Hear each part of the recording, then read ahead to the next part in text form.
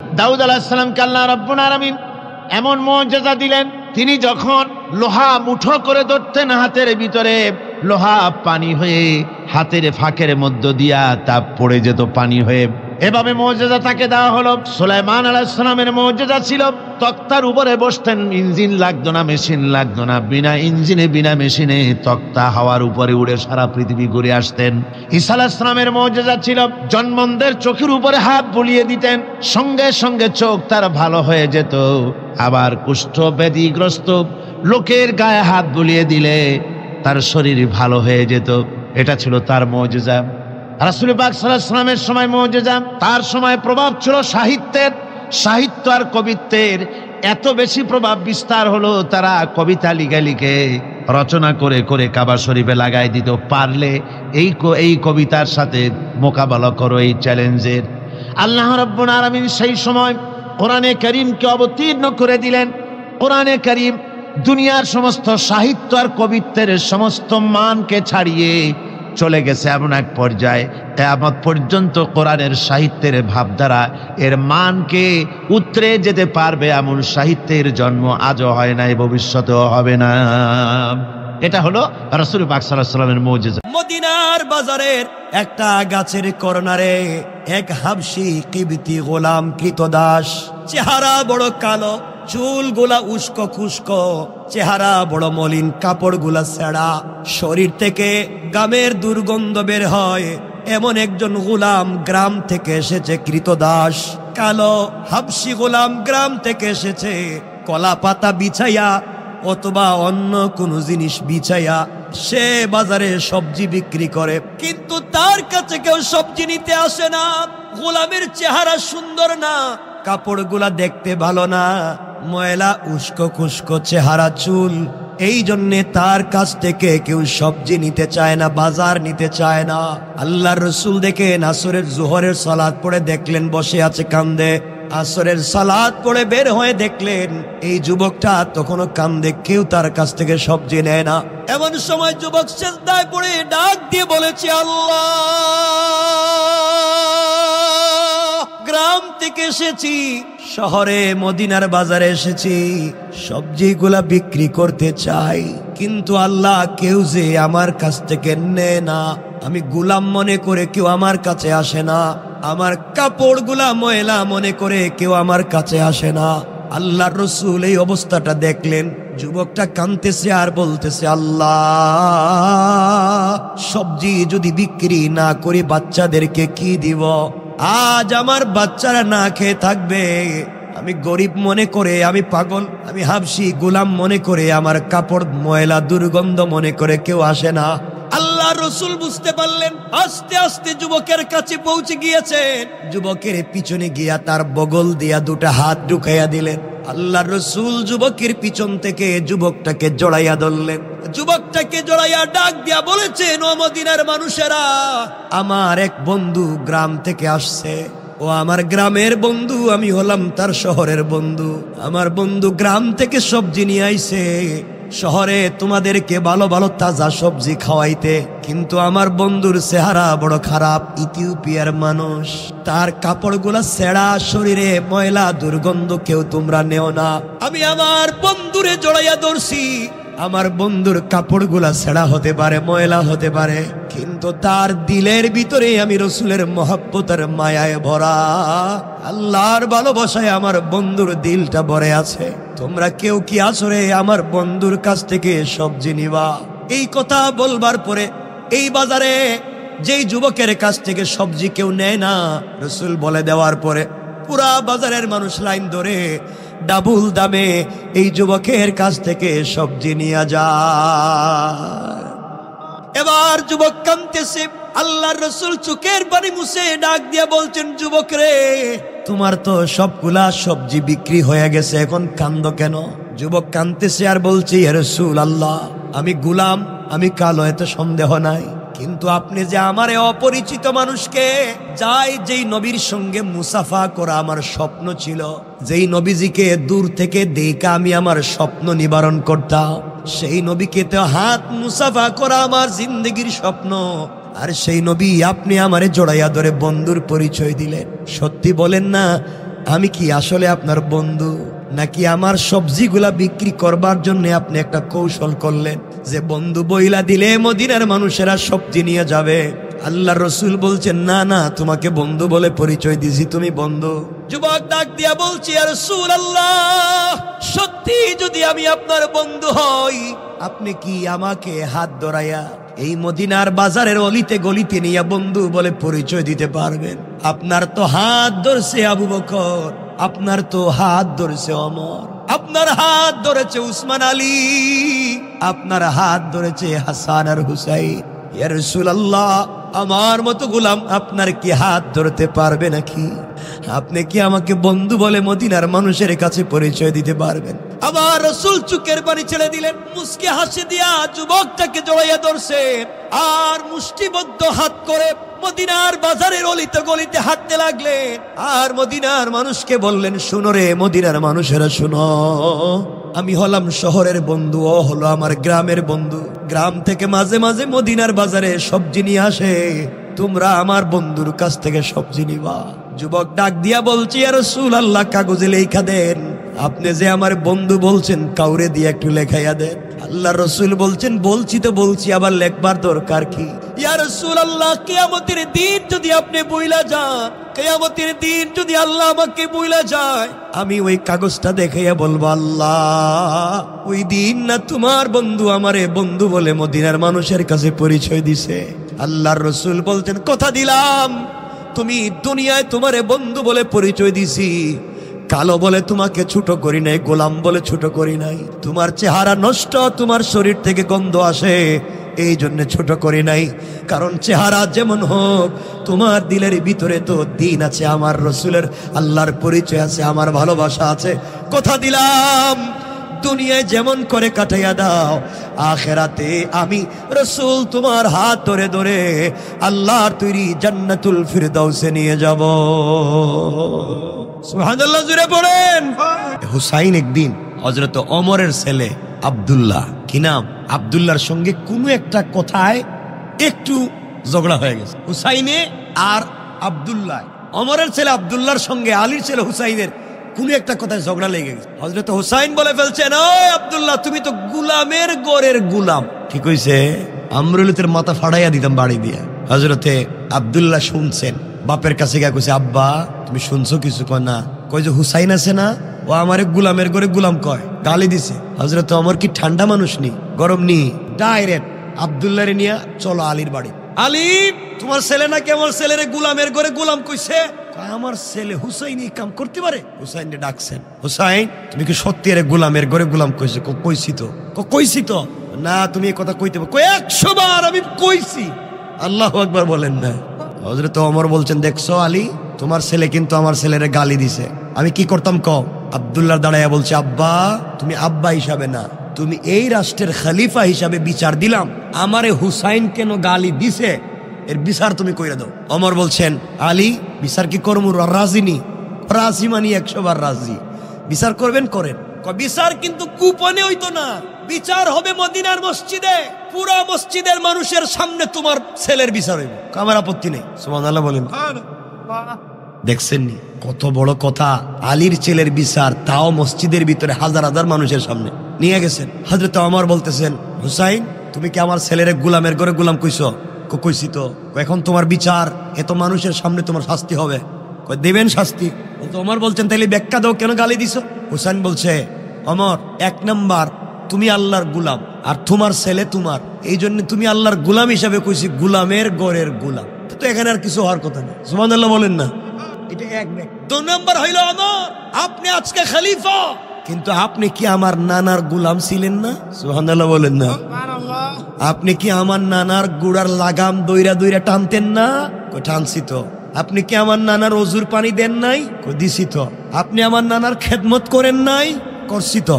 তাহলে তো আপনি গুলাম, এই জন্য তো কইছি গুলামের ঘরের গুলাম। হযরত ওমর দাঁড়ায় গেছে, পাবলিক চিন্তা করতেছে এখন কি ঘটাইবো ওমর, আল্লাহই জানে। ওমর বলতেছেন, আবার বলো আলীর। ও হুসাইন, আবার বলো, কি বলছো? বলছি তো, আপনি গোলামের ঘরে গোলাম, আপনি আমার নানার গোলাম ছিলেন, আপনি গোলাম। এই কথা লেখা দিতে পারবা? 100 বার। কাগজ আনছে, লেখা দিছে, ওমর গোলামের ঘরে গোলাম। ওমর গোলাম, তার ছেলে গোলামের ঘরে গোলাম। ওমর আমার নানার গোলাম ছিল। পুরা মসজিদে পিন পতন নীরবতা, কি ঘটে যাবে আল্লাহ জানে। হযরত ওমর চোখের পানি ছেড়ে দিয়েছেন কথাগুলা শুনে। কাগজে লেখাটা হাতে নিলেন, হাতে নিয়া মদিনার মানুষকে বলছেন, মদিনার মানুষেরা তোমরা সাক্ষী, হুসাইন আমাকে তার নানার গোলাম বলে কাগজে লিখে দিছে, আমার ছেলেরে গোলামের ঘরে গোলাম কইছে, তোমরা সাক্ষী থাকো। এই কথা বলে কাগজটা হযরতে আলীর হাতে দিলেন। আলীরে ডাক দিয়া বলছেন, আলী আমি ওমর তোমার কাছে এই কাগজটা আমানত রেখে দিলাম, কারণ হুসাইন এমন এক যুবকের নাম যার মাথার চুল থেকে পায়ের পাতা পর্যন্ত এমন কোনো জায়গা নয় যেখানে আল্লাহ রসুল মোহাব্বত নিয়ে তারে চুম্বন করে নাই। রসুল হাসান হুসাইন রে বড় ভালোবাসত, তার কলিজার টুকরা নাতি হুসাইন ও আমার গোলামের ঘরে গোলাম বলে লেখা দিছে। আলী তোমার কাছে কাগজ আমি দিয়ে দিলাম, আমি যদি মরে যাই, মরে যাওয়ার পরে আমার কাফনের প্যাকেটের ভিতরে কাগজটা ঢুকাইয়া দিবা, আমার কাফনের চিপায় ওই হুসাইনের হাতের লেখা কাগজটা ঢুকাইয়া দিবা। কবরের ভিতরে যাওয়ার পরে প্রশ্নের জবাব যদি ঠিক মতো দিতে না পারি, ফেরেশতারা যদি আমাকে আঘাত করতে আসে, মেরে ফেলতে আসে, ওই সময় হুসাইনের লেখা কাগজ আমি বের করে দিব, দেখো রে আমি খারাপ হইতে পারি। হুসাইন লিখে দিছে আমি তার নানার গোলাম ছিলাম, মোহাম্মদের গোলাম রে তোমরা কেমনে আযাব দিবা, কষ্ট দিবা। আল্লাহু আকবার। হযরতে আলীর কাছে দিয়ে বলছেন, আলী কিয়ামতের দিনে আবার যদি বিচারের পরে জাহান্নামী হয়ে যাই, ওই কাগজ নিয়ে দাঁড়াইয়া যাব আর বলবো, আল্লাহ হুসাইন আমারে লিখে দিছে আমি তোমার বন্ধুর গোলাম ছিলাম, বলো না তুমি তোমার বন্ধুর গোলাম রে কেমনে জাহান্নামে দিবা। আমার বন্ধুগণ তারা সুযোগ পাইলে কেমনে জান্নাতে যাওয়া যায় সূত্র খুঁজে। ও গালি দিছে, পাবলিক মনে করছে কোন বিচার করবে, আর ওমর এই গালির বিনিময়ে জান্নাতের নিয়মটা সিস্টেমটা লিখে নিছে। আল্লাহু আকবার। এই জন্য বাইরে আল্লাহ যদি তোমারে কোনো সুযোগ দেয়, তুমি জান্নাতে যাওয়ার সুযোগটা খুঁজবা, আলেমদের সাথে সম্পর্ক রাখবা। খবরদার দুহাত জোড় করে বলছি, তোমাদের পা দেও, তোমাদের পায়ে ধরে বলবো, আল্লাহর ওয়াস্তে কোনো ইমাম, খতিব, মুয়াজ্জিন, খাদেম, মসজিদের কাউরে তোমরা সমালোচনা করে মিথ্যা অপবাদ দিও না। কোনো ভালো চরিত্রবান মানুষের চরিত্রে কালিমা লেপন কইরো না। হয়তো আল্লাহ তুমি দেখতেছো এখন তোমার জিন্দেগি ইজ্জতের আছে, সম্মান পাইতেছো, কিন্তু কোন আলেমের চোখ থেকে যদি এক ফোঁটা পানি পড়ে যায়, আল্লাহ তোমাকে, আল্লাহ পুরা পরিবার সুদ্ধা বেইজ্জত না করে কবরে দিবে না। এই জন্য খবরদার, খবরদার, কোনো দিনও আমরা কোনো ভালো মানুষের সমালোচনা করব, বলেন করব? আমরা কিছু হলেই সমালোচনা করি। আল্লাহ রসুল যেদিন হিজরত করে মক্কা থেকে মদিনায় যাবেন, গভীর রজনীতে আল্লাহ রসুল সাল্লাল্লাহু আলাইহি ওয়াসাল্লামকে জিবরিল আমিন ঘুম থেকে উঠালেন। ঘুম থেকে উঠে আল্লাহ রসুলকে ডাক দিয়ে বলছেন, জিবরাইল ডাক দিয়ে রসুলকে বলছেন, ইয়া রাসূলুল্লাহ আপনাকে হিজরত করতে হবে মদিনার দিকে, ইয়াসরিবের দিকে, খেজুর বাগানের দিকে, আর এখানে থাকা যাবে না। আল্লাহর রসুল ওযু করলেন, 2 রাকাত সালাত পড়লেন, আর তৈরি হয়ে গেলেন তিনি মদিনার দিকে চলে যাবেন। এমন সময়ে আল্লাহ রসুল ডাক দিয়ে আল্লাহকে ডাক দিয়া বলেছেন, আল্লাহ আপনি আমাকে বলেছেন হিজরত করে মদিনায় যাব, আয় আল্লাহ তাআলা আমার ঘরের চতুর্দিকে কাফেরেরা বেষ্টন করে রেখে দিয়েছে, তীর নিয়া, নেজা নিয়া, দামি দামি অত্যাধুনিক অস্ত্র নিয়ে গড়কে বেষ্টন করে দিয়েছে। আমি যদি ঘরের বাহিরে পা দেই, ওরা তো আমাকে মেরে ফেলবে, আস্ত রাখবে না। আল্লাহ বলছেন, বন্ধু আমার, তুমি শুধুমাত্র আমার উপরে ভরসা করে, আমার উপরে বিশ্বাস করে, আমার কোরআন থেকে তিলাওয়াত করে দরজা খুলে বের হওয়ার দায়িত্ব তোমাকে দিয়েছি, আর সকল কাফের থেকে হেফাজত করে মদিনা পর্যন্ত পৌঁছে দেওয়ার জিম্মাদার স্বয়ং আমি আল্লাহ। সুবহানাল্লাহ, জোরে বলেন। কথাগুলা বুঝবেন। আল্লাহর রসুল এবার দরজায় পৌঁছে গেলেন, দরজায় হাত দিয়েছেন, খুলে ফেলবেন। আল্লাহকে ডাক দিয়ে বলছেন, আল্লাহ আমি জানি আপনি আমাকে বাঁচাবেন, পৃথিবীর কেউ না থাকলে আপনি বাঁচাবেন, কিন্তু আল্লাহ ওয়ালাকিন লিয়াতমাইন্না কলবি, আল্লাহ অন্তরে শান্তি পাই না, আমাকে আত্মরক্ষা করবার জন্য কোনো জিনিস দেন, আমি যেন দরজা খুলে আত্মরক্ষা করতে পারি। আল্লাহ বললেন, বন্ধুরে, কাফেররা তোমার বিরুদ্ধে দাঁড়িয়ে গিয়েছে, আত্মরক্ষা করবার কি জিনিস দিব? আল্লাহ ডাক দিয়া বলছেন, বন্ধু আমার, তোমার কাজ হলো আমার উপরে ভরসা করে সামনের দিকে পাথরগুলা নিক্ষেপ করার দায়িত্ব তোমার, আর ডাইনে বামে পিছনে সকল কাফেরদের চুকে চুকে পৌঁছে দেওয়ার জিম্মাদার স্বয়ং আমি আল্লাহ। সামনে কাফের দরওয়াজা খুলে হাতির মধ্যে বালি নিয়ে আল্লাহর নাম বলে শুধু নিক্ষেপ করলেন সামনের দিকে। তাকাইয়া দেখেন চতুর্দিকের কাফেরেরা চোখ রগড়াতে লাগলো, চোখ মুছতে লাগলো। নবীজি বুঝতে পারলেন ডাইনে বামে পিছনে সকল কাফেরদের চোখে পৌঁছে গিয়েছে। কেমনে গেল? আমার বন্ধুগণ, ঘটনা বলছি না, রসুল মদিনায় পৌঁছে গেলেন। আল্লাহ একদিন সুযোগ বুঝে তার বন্ধুকে ডাক দিয়া বলছেন, বন্ধু আমার, ওই দিন না গোটা দুনিয়ার কাফেরেরা আপনাকে ঘিরে ফেলেছিল মেরে ফেলবার জন্য, তুমি শুধু পাথর নিক্ষেপ করে চলে গেলা, কেউ তোমাকে ধরলো না, কেউ তোমাকে মারলো না, ব্যাপার কি? কেমনে বাঁচলা বলে? আল্লাহর রাসূল মুস্কি হেসে বলছেন, আল্লাহ তাআলা, এটা তো আপনিই জানেন, আমি বলতে পারবো না। আমার আল্লাহ ডাক দিয়া বলতেন, তাহলে শোনো আমার, রমাইতা ইযা রমাইতা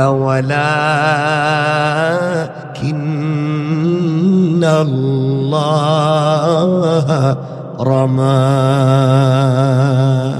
আল্লাহ রাব্বুল ইজ্জত ওয়াল জালাল বলছেন, বন্ধুরে, তুমি যখন আমার উপরে ভরসা করে ঘর থেকে বের হয়ে পাথরগুলা সামনের দিকে নিক্ষেপ করেছো, ওটা তোমার হাত থাকে নাই, আমি আল্লাহ তাআলার কুদরতের হাত হয়ে গিয়েছে, আর আমার হাত দিয়া সকল কাফেরদের চোখে চোখে পৌঁছে দিয়েছি। পড়েন সুবহানাল্লাহ। আল্লাহ রাসূল বাড়িতে গিয়ে সিজদায় পড়ে চোখের পানি ছেড়ে ডাক দিয়া বলেছেন, আল্লাহ, এই দুনিয়ার জমিনে বলবার মতো কোনো গল্প আর জায়গা নাই একমাত্র তুমি ছাড়া। আল্লাহ, আজ যদি মোহাম্মদের মায়ের পেটের আরেকটা ভাই হতো, আমি কষ্ট পাইলে সেই ভাইয়ের কাছে গিয়া নিজের মনের কথা বলতাম। আয় আল্লাহ, আমার দুনিয়ায় কোনো ভাই নাই, আমার যদি বাবা বেঁচে থাকতেন, কামা বাবার কাছে গিয়ে কথাগুলা বলতাম। তুমি যে আমার বাপকেও আমাকে দেখতে দিলা না, আমার মা ছোট রেখে আমাকে মরে গেলেন। আল্লাহ, আজ আমাকে আমার চাচা আবু লাহাব গালি দিছে, আমারে পাগল বলছে, আমার লজ্জা লাগে নাই, আমার কষ্ট লাগে নাই, আমারে সারাদিন গালি দিলে আমার যায় আসে না, কিন্তু আল্লাহ তোমাকে পাগল বলেছে। আয় আল্লাহ, তোমারে পাগল বললে আমার সহ্য হয় না, তুমি কি আবু লাহাবকে ধ্বংস করে দিতে পারো না? আল্লাহ আওয়াজ দিয়েছেন, আওয়াজ দিয়ে ডাক দিয়ে বলেছেন, বন্ধুরে, তোমার চোখের পানি আমি আল্লাহর সহ্য হয় না।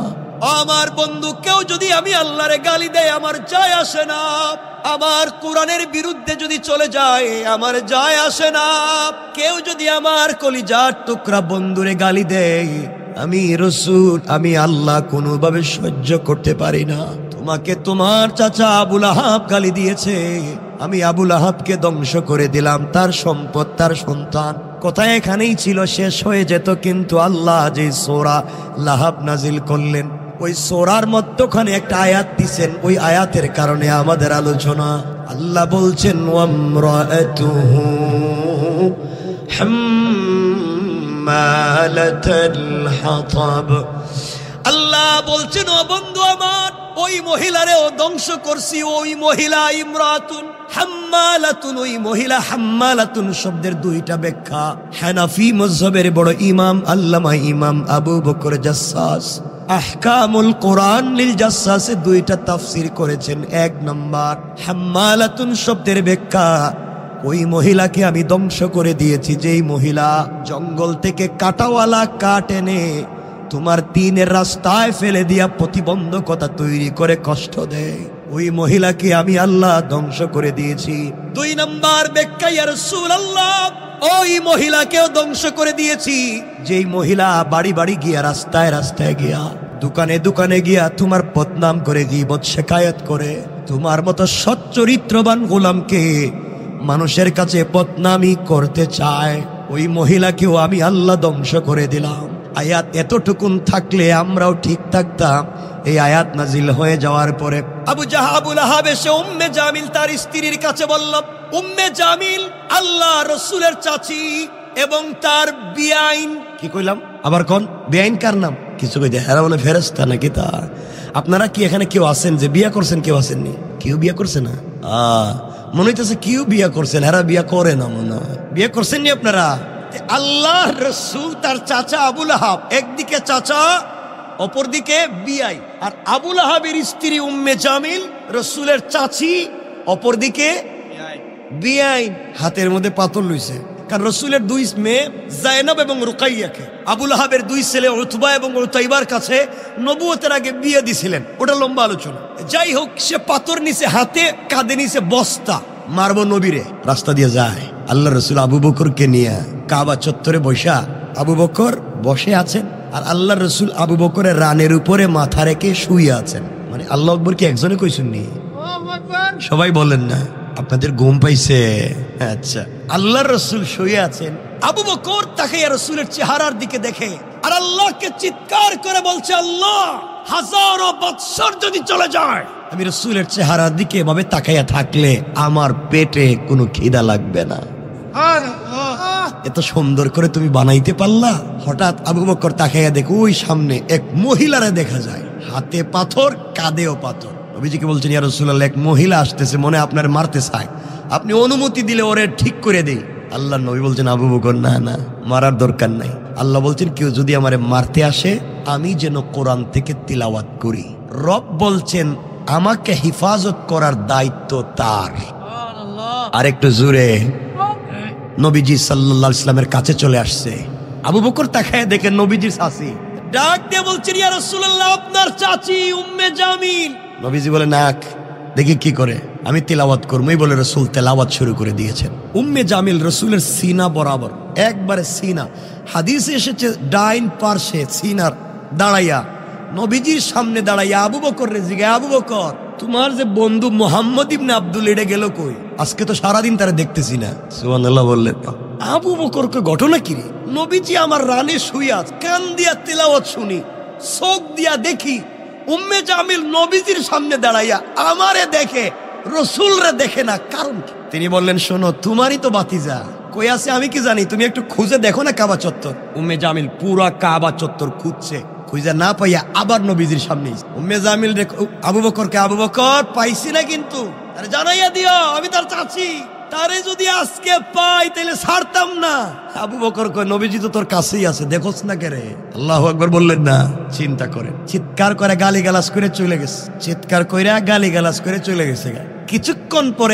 কিছুক্ষণ পরে নবীজি উঠলেন। আবু বকর আমার নবীকে জড়িয়ে বলছেন, ইয়া রাসূলুল্লাহ, ইয়া হাবিবাল্লাহ, আপনার কাছে আমি জানতে চাই, উম্মে জামিল আপনার সামনে দাঁড়ায়া আমাকে দেখে আপনাকে দেখলো না, কারণ কি? আল্লাহ রসুল বলছেন, শোনো আবু বকর, আল্লাহ তাআলা আমাকে জানাইয়া দিয়েছেন, বন্ধুরে, কাফেরেরা, জালেমেরা, দুশ্মনেরা তোমাকে যদি মারতে আসে, ওই সময় তুমি আমার কোরআন থেকে তিলাওয়াত করবা, আমি আল্লাহকে যথেষ্ট মনে করবা। আমি আল্লাহ হিজাবাম মাসতুরা, আকাশ থেকে একটা গোপন পর্দা পাঠাইয়া ওই কাফের থেকে তোমাকে হেফাজতের জিম্মাদার স্বয়ং আল্লাহ।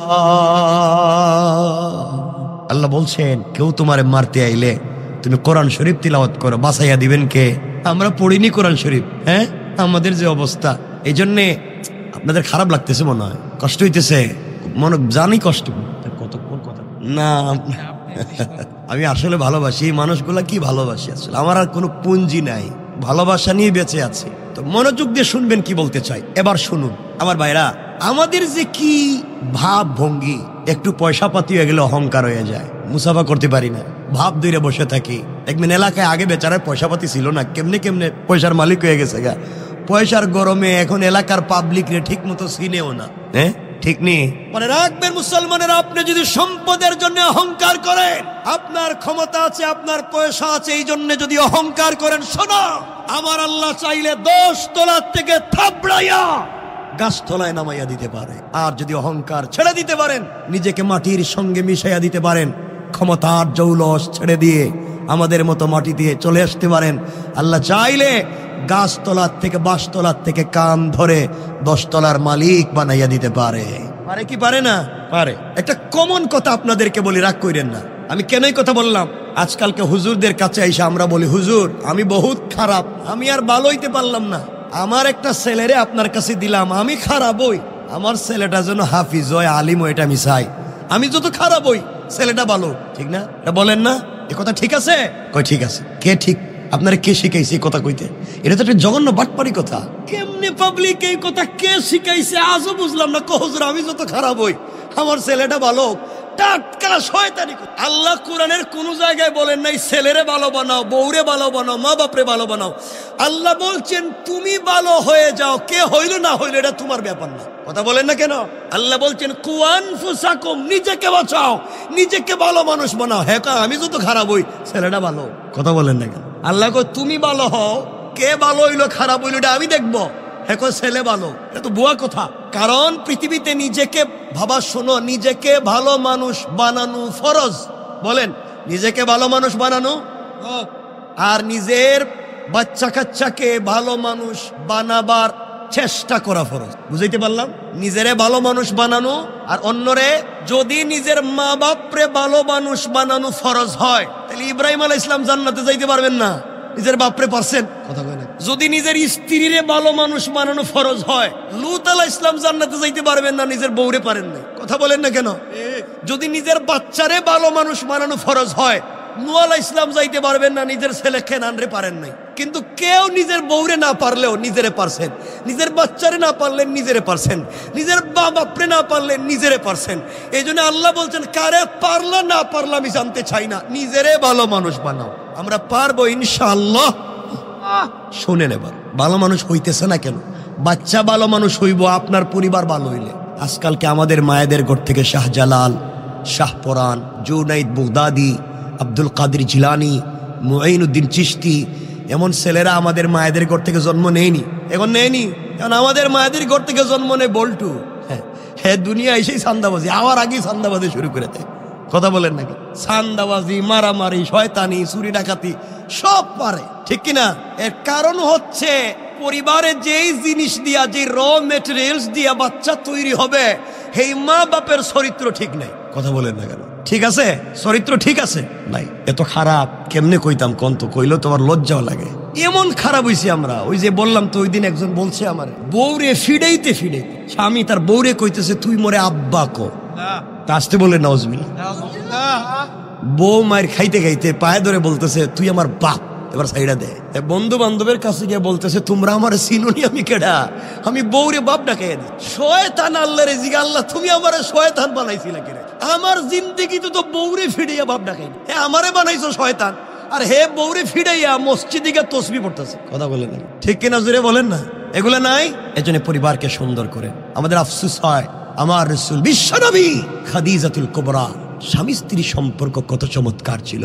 আল্লাহ তাদের ঘর থেকে জন্ম দিয়েছেন হযরতে ফাতেমা, ফাতেমা হযরতে আলী, স্বামী স্ত্রী সম্পর্ক কত চমৎকার ছিল। আল্লাহ তাদের ঘর থেকে জন্ম দিয়েছেন হযরতে হাসান, হযরতে হুসাইন। সুবহানাল্লাহ বললেন না? আর আমাদের ঘরে এগুলো হয় না। এই জন্য পরিবারকে সুন্দর করে আমার রাসূল বলেছেন। আম্মা জান আয়েশা বলেন আমাদের ঘরে ওয়াইড ডো নাই, আলমারি নাই, এয়ার কুলার নাই, এয়ার কন্ডিশন নাই, টাইলস নাই, সিরামিক নাই, কিচ্ছু নাই। ঘরটা মুহাব্বত আর ভালোবাসায় ছিল ভরা। ঠিক নি? আর আমাদের ঘরে ওয়াইড ডো আছে, আলমারি আছে, এয়ার কুলার আছে, এয়ার কন্ডিশন আছে, টাইলস আছে, সিরামিক আছে, সব আছে। যেই জিনিস নাই এটা হলো স্বামী স্ত্রীতে ভালোবাসা নাই। কথা কয় না? মিথ্যা কইছি? আজকালকের বউ মনে করে আমার পৃথিবীতে যদি কোনো টাটকা দুশ্মন থাকে এটা আমার জামাই। ঠিক নি? এরা ঠিক কইল কেন? এটা ঠিক কইলেন? এটা কি সত্য? এটা ঠিকই তো দেখতেছি। আর স্বামীরা মনে করে এই দুনিয়ায় যদি আমার মাথা খাইয়া ফেলায়, তে দুনিয়া কেউ আমার মাথা খাইতে পারে না, আমার বউ খায়। ঠিক? এটা কইছে আবার ঠিক, এটা কয় ঠিক। ভালো কথা কইলাম, কয় না এটা কয় ঠিক। শুনেন না, বলতেছি তো। এটা উঠে দাও, এটা উঠে দাও, এটা উঠাও, এটা উঠে দাও। তাহলে কথা খালি এটার বাড়াইবে না, দেখা যাবে আমার শুধু শুধু শুধু চিল্লাচ্ছেন। দেখেন আমার দিকে তাকান। এই জন্য পরিবারকে সুন্দর করবো তো ইনশাল্লাহ। আমার রাসূল বিশ্বনবী বলেন, আম্মা জান আয়েশা বলেন, আমরা স্বামী স্ত্রী একই ঘরে থাকতাম। আমাদের কম্বল একটা, বালিশ একটা, গ্লাস একটা, প্লেট একটা। স্বামী স্ত্রী এক বালিশে ঘুমাই, এক কম্বলের নিচে ঘুমাই, এক গ্লাসে পানি পান করি, এক প্লেটে খাবার খাই। সুবহানাল্লাহ বলেন না? আর আমাদের দেশের ঢাকা শহরের কথাই কই, বেশি না। আমাদের এলাকার স্বামী স্ত্রী কেমন? স্বামী স্ত্রী এক বিছানায় ঘুমায়নি, আমি জানি না, এটা আমি জানি না। ঘুমায়নি কি তা আল্লাহ জানে, এটা কি কইতাম না। আমি শুনছি মাঝে মাঝে বউ ঘুমায় বিছানায় আর স্বামী ঘুমায় সোফায়, জায়গা দেয় না। এটা ঠিক? এটাও কয় ঠিক। সব ঠিক মেরে দিতেছি তো। তাহলে আমি জায়গা মতো ধরতে পারছি। একটু যাই সামনে দেখেন। আজকালকে স্বামী স্ত্রী এমন হয়েছে, একই বিছানায় স্বামী স্ত্রী ঘুমায়, একই বিছানায় ঘুমায়, একই খাটে ঘুমায়। একজন ডাইন দিকে মুখ দিয়া, একজন বাম দিকে মুখ দিয়া, একজন পূর্ব দিকে মুখ দিয়া, একজন পশ্চিম দিকে মুখ দিয়া, আর মধ্যখানে ব্যারিকেড দিয়ে কুল বালিশ দিয়ে। কথা বলেন না কেন? কয়টা ইউক্রেন, এইটা রাশিয়া, আর মধ্যখানে বর্ডার দিছে কুল বালিশ। কথা বলেন না কেন? এই পরিবারে শান্তির আশা করা যায়? আশা করা যায়? এগুলো হবে না। পরিবারকে সুন্দর করেন, স্বামী স্ত্রী সম্পর্ক চমৎকার করেন। পারবো না? বলতাম তো। শোনেন, বেশি না। স্বামী স্ত্রী পরিবারকে সুন্দর করতে গেলে দুটো হাদিস বলছি, একটা শামাইলে তিরমিজি আর একটা মেশকাত বাবু থিব্বে ওয়ার রিকাব। আমাদের কলিজার টুকরা মা আম্মা জান আয়েশা সিদ্দিকা রাদিয়াল্লাহু তাআলা আনহা বলেন, ভাই আরেকটু আস্তে কও। আম্মা জান আয়েশা বলেন, পরিবারকে সুন্দর করার মেডিসিন প্রথম। আম্মা জান আয়েশা বলেন, আমি যখন দেখতাম আমার স্বামী বিশ্বনবী রাসূল পাক ঘরে আসতেছেন, আম্মা জান আয়েশা বলেন, আমি ঘরের দরজার চিপায় দাঁড়াইয়া থাকতাম, পর্দার আড়ালে দাঁড়াইয়া থাকতাম, নবীজি যেন আমারে দেখতে না পান। তিনি ঘরের ভিতরে এসে আমার আয়েশা বলে ডাক দিবেন, আর আমি দরওয়াজা খুলে দিয়া ঝাপটি মেরে তারে জড়াইয়া ধরা তার কপালে চুম্বন দিয়া আমি সর্বপ্রথম স্বামীরে সালাম দিব। কিন্তু আম্মা জান আয়েশা বলছেন, ওয়াল্লাহি, আল্লাহর জাত ও সিফাতের শপথ, আমি আমার জিন্দেগিতে আমার স্বামীরে সালাম দিতে পারি নাই, বরং নবীজি ঘরে আসার অনেক দূরে থাকতে তিনি আমারে সালাম দিতেন না। এখন আর সুবহানাল্লাহ কইতো না, আমি তো বউরে সালামের কথা কইছি তো। নবীজি আল্লাহর পরে যার সম্মান, তিনি যদি নিজের বউরে সালাম দিতে পারছেন, আপনারা পারবেন না? তুমি কিনা বিয়া করছো নি? তার বয়স এখন 5-6 বছর হইব, বিয়া করতে আরো 30 বছর বাকি। হ্যাঁ, এখন ইনশাল্লাহ রেডি। তা আমি তো তোমার বাপ দাদের ওয়াজ করতে বুঝাই কারে ইনশাল্লাহ কয় কে? চিন্তা করো। এই জন্যে আল্লাহ রসুল যদি নিজের স্ত্রীকে সালাম দিতে পেরেছেন, আপনারা পারবেন না? এই যে দেখেন, আপনারা দেখেন, এই যে মুরব্বীরা মাঝে মাঝে বই আছে, আমার দিকে তাকাই হাসতেছে। এরা চিন্তা করতেছে, রে বাবা, তুমি যে ওয়াজ করতেছ 50-60 বছর গেছে গা, বউরে সালাম দিলাম না। আজকে যদি সালাম দেই, তুই বউ মনে করবো বুইড়া কোন কাম গোটাইছে, আর আমারে সালাম দিয়া ভাব ধরছে। ঠিক না? আমি কিন্তু রোগ জানি, সব কইতেছি না, কিন্তু যাই মনে করুক বউরে সালাম দিবেন। হাদিস হলো, আল্লাহ রসুল বলেছেন, যেই ঘরে স্বামী স্ত্রীকে, স্ত্রী স্বামীকে সালাম দেয়, আল্লাহ এই ঘরে 100 থেকে 300টা বারাকাতের দরওয়াজা খুলে দেন। মেশকাত বাবু তিব্বে ও রেকাক, ডাক্তার এবং ডাক্তারি। নবীজি বলেছেন, যেই ঘরে স্বামী স্ত্রীকে, স্ত্রী স্বামীকে সালাম দেয়, তাদের হার্ট, কিডনি, লাঞ্চ এবং লিভারে কোনো রোগ যদি থাকে, আল্লাহ তা থেকেও মুক্ত করে দেন। তাহলে সালাম দিবেন? বলেন না? কোন দিন থেকে? আজকের থেকে। আজকেই বাসায় গিয়া রাত্রেবেলা ওয়াজ শেষ করে বাসায় গিয়া ঘরের দরজায় দাঁড়াইয়া বলবেন, স্ত্রী আসসালামু আলাইকুম ওয়া রাহমাতুল্লাহ। বউ কই, বৌমা, বুড়ারে আজকে কোন বুতে ধরল? প্রতিদিন এসে আমার ফিডায়, আজকে দিকে সালাম দেয়। আপনি বলবেন, আমি কোনো ভুল করি নাই, এই যুব সমাজ ওয়াজ করাচ্ছে আর হুজুর ওয়াজ করছে, আমি সুন্নত আদায় করছি। ইনশাআল্লাহ বরকত দিবেন কে? ভালোবাসা দিবেন কে? হাদিসের বাকি অংশ কইতাম নি? বলেন তো কইতেছেন। একজন খালি উঠবেন, মনে করবো আপনি বউরে ফিডেন, এখন উঠেন আপনি। এই কথা কইয়া দিব আজকে। এত রাত এভাবে কথা না বললে বসবেন না, আমার বুঝ আছে তো, এগুলা এনে তো অভিজ্ঞতা আছে আপনাদের চাইতে আমার বেশি। আমার বন্ধুগান, কথাগুলো শুনেন। হাদিসের বাকি অংশ হলো, আম্মা জান আয়েশা বলেন, আমার মনে পড়ে না, এই যে হাদিসের ইবারতের অর্থ, আমার মনে হয় না নবীজির ঘরে আসার পরে কোনোদিন আমার হাত দিয়া খাবার খাইছি। পুরা জিন্দেগি নবীজি আমারে খাইয়ে দিয়েছেন, আর আমি নিজের হাতে রসুলরে খাইয়ে দিয়েছি। নবীজি যদি নিজের বউরে খাওয়াইতে পারছেন মুখে উঠাইয়া, আপনারা পারবেন? পারবেননি? এখন ইনশাল্লাহ কয় না, কারণ আপনাদের হাতের খাবার তো বউ খাইতো না। বউ মনে করবো ও মনে হয় দ্বিতীয় বিয়ে করতেছে, আমার বিষ খাওয়াইতেছে, এই জন্য পারবে না। কিন্তু জোয়ানেরা যারা আছো, যুবক, আজকে থেকে রেডি হও পাক্কা, যে স্ত্রীর মাঝে মাঝে মুখে উঠাইয়া খাওয়াইবা। কিচ্ছু কয় না। তোমাদের আওয়াজে আমার সন্দেহ হইতেছে, আমার সন্দেহ হইতেছে যে এই আমাদের ঢাকা শহরের যুবকেরা মোহাব্বত করে আদর করে নিজের স্ত্রীর মুখে উঠাইয়া খাওয়াইতে পারবে না। এরা ভালোবেসে আদর করে মুখে উঠাইয়া খাওয়াইতে পারবে ওই পাশের বাসার ভাবিরে, ঠিক কিনা? এটা ঠিক কইলো কেন? এত জোরে ঠিক কইছে দেখছে, এতক্ষণ ভালো ওয়াজ করছি, কিচ্ছু কয় না। ভাবিরে খাওয়াইবো কয় ঠিক, তাহলে বউ ফিটবো না তে কে ফিটবো? এটা তো সব উল্টা মাইরা দিতেছে দেখি রে, 12টা হয়ে গেছে তো উল্টা মারে। আল্লাহ মাফ করুক, আমিন বলেন। পরিবারকে সুন্দর করতে পারবো তো ইনশাল্লাহ? ইনশাল্লাহ। দেখেন বাবা, আজকে কমপক্ষে একটা সুন্নত আদায় করতে হইব। সালাম দিবি, কোরআন, ঘর মুছা, বাথরুম পরিষ্কার, ওয়াশরুম পরিষ্কার, টয়লেট পরিষ্কার, বাচ্চা কাচ্চা থাকলে তাও দেখে, আত্মীয় স্বজন আসলে তাও দেখে, গ্রামে থাকলে গরু ছাগল দেখে, হাঁস মুরুগ দেখে, সব দেখে স্ত্রী, ঠিক না? আমি এই ওয়াজ কইরা দিব, সব আপনি করা লাগবে। বউরে মা কুলে করে আপনি কুলে নিয়ে হাঁটতে হইব, মুখে উঠে খাওয়াইতে হইব, রান্না বাড়ি আপনারে করতে হইব। এমন কি যদি ছোট ছোট বাচ্চা থাকে, এর দুধও আপনি খাওয়াইতে, কুত্তে আইনা খাওয়াইবেন, এটা তো আপনি জানেন, আমি হাদিস বইলা দিই। এখন বলেন আমি কি এই ওয়াজ করতাম? এই দেখছেন নি, এরা হাত দিয়ে কইতেছে না না বিপদে ভালায়েন না, এই ওয়াজ করতাম না সালাম দিবেন, একটা লাইন ধরতেই বাস, হয়তো এই ওয়াজ করতাম, নাইলে সালাম সালাম দিবেন ইনশাল্লাহ। যাক, একটা লাইন হইছে, তাহলে মহিলারা আজকে থেকে সালাম পাইবো। আল্লাহ এই এলাকাবাসীরে কবুল করো। রব্বানা আতিনা ফিদ দুনিয়া হাসানা ওয়া ফিল আখিরাতি হাসানা ওয়া কিনা আযাবান নার وادخلنا الجنة مع المتقين والأبرار اللهم اغفر لنا ولوالدينا رب ارحمهما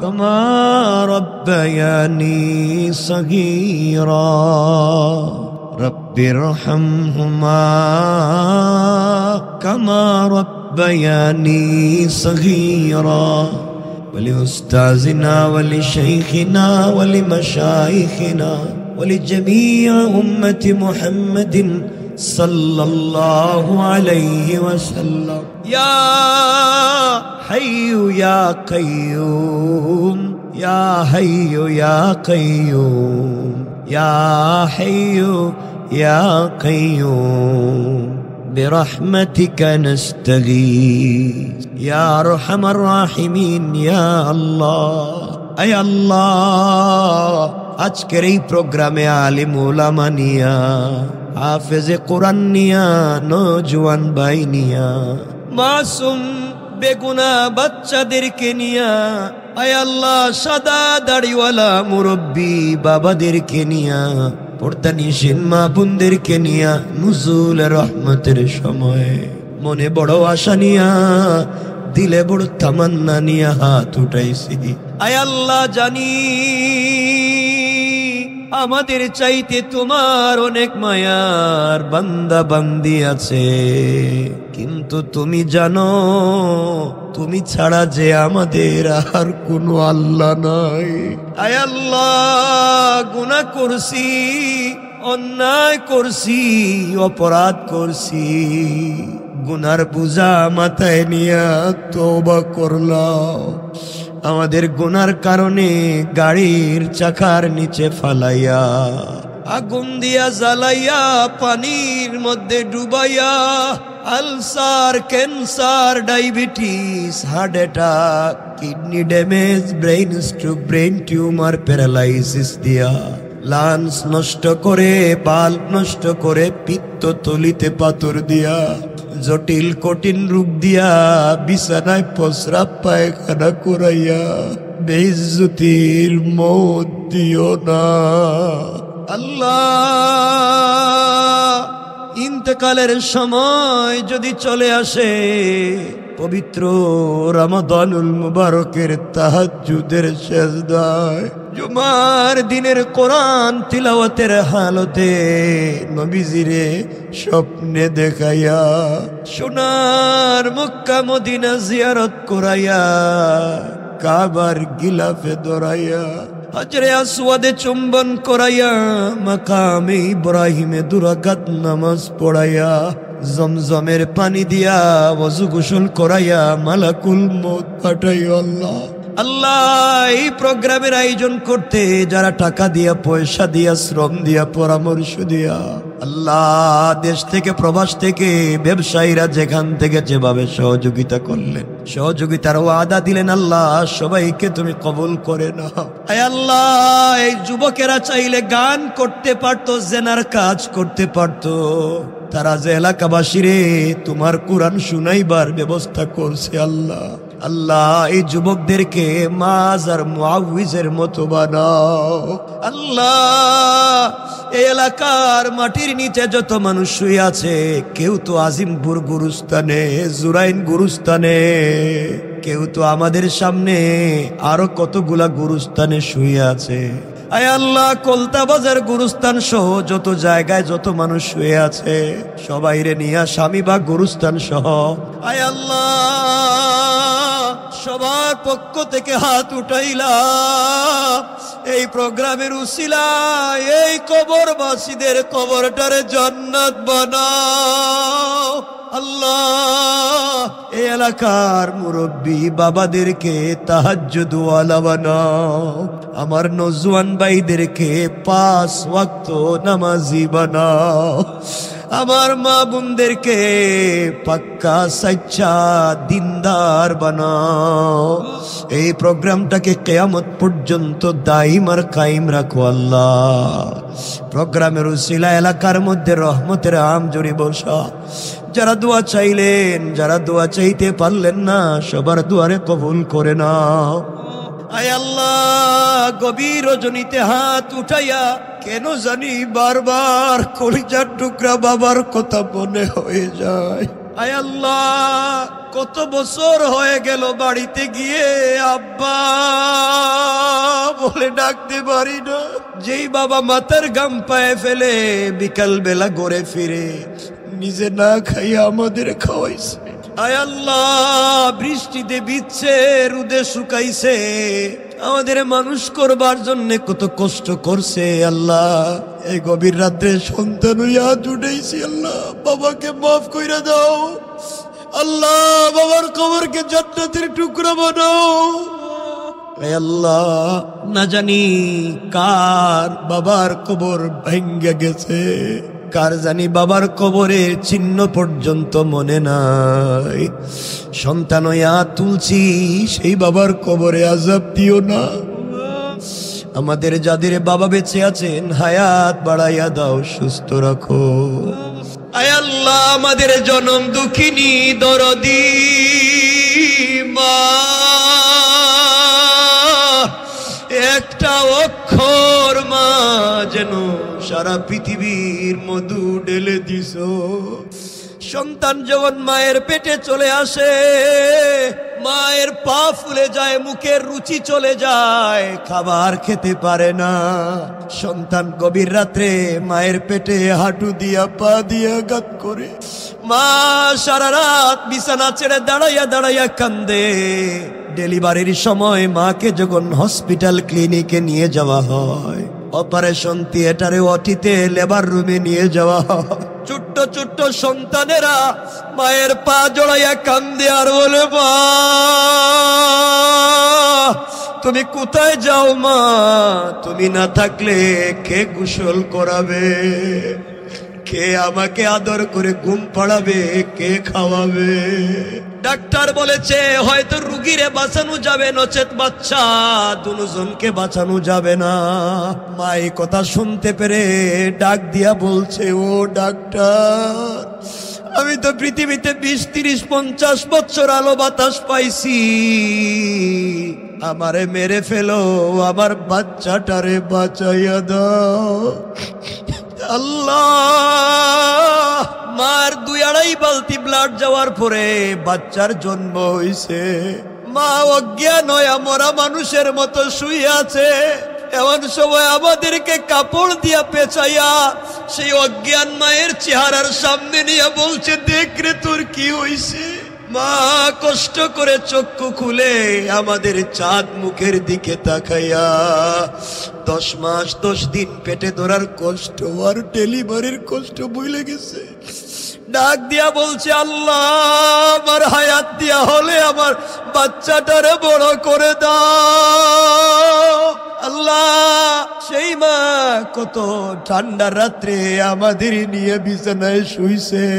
সন্তান প্রস্রাব করে বিছানা নষ্ট করছে, মা সারা রাত বিছানার উপরে শুইয়া আমাদের ঠান্ডা প্রস্রাবের উপরে শুইয়া আমাদেরকে বুকের উপরে রাইকা মানুষ করছে।